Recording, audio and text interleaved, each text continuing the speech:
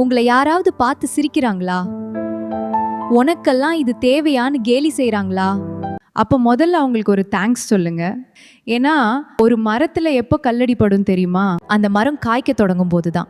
இன்னைக்கு உங்களை நோக்கி வர்ற இந்த ஏளன பேச்சுகள் எல்லாம் நீங்கள் ஏதோ ஒரு பெரிய உயரத்துக்கு போக போறீங்கன்றதுக்கான முதல் அடையாளம். வணக்கம் நண்பர்களே, இன்னைக்கு நாம பேச போறது உங்களை காயப்படுத்துற அந்த ஏளனத்தை எப்படி உங்க வெற்றிக்கான ஏணியா மாத்துறதுன்னு தான். மனசு வலிக்குதில்ல?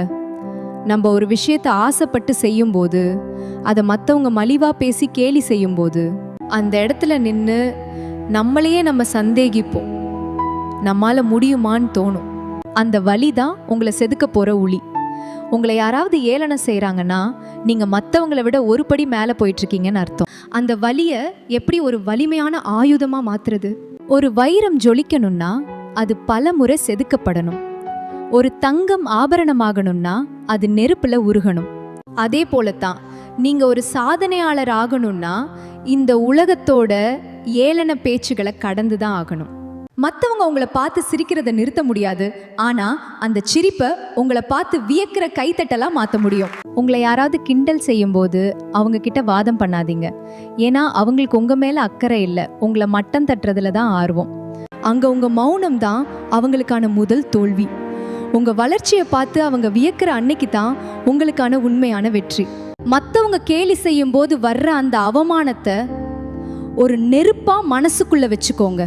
இவர்களால் முடியாதுன்னு சொன்னதை நான் செஞ்சு காட்டுவேன் அப்படின்ற வைராக்கியம் உங்களுக்குள்ள எரிபொருளா மாறட்டும். அந்த நெருப்பு தான் உங்களை இலக்கை நோக்கி ஓட வைக்கும். ஒரு வைரம் சேத்துல விழுந்தாலும் அதோட ஜொலிப்பு குறையாது.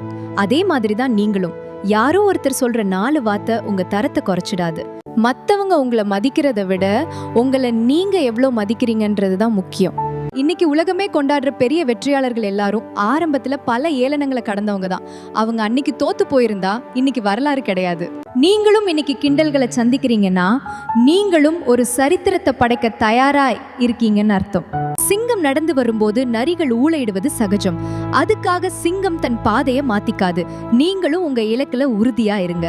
இன்னைக்கு உங்களை ஏளனம் செய்யற அதே உதடுகள் நாளைக்கு உங்களை பாராட்டி பேச காத்திருக்கும்.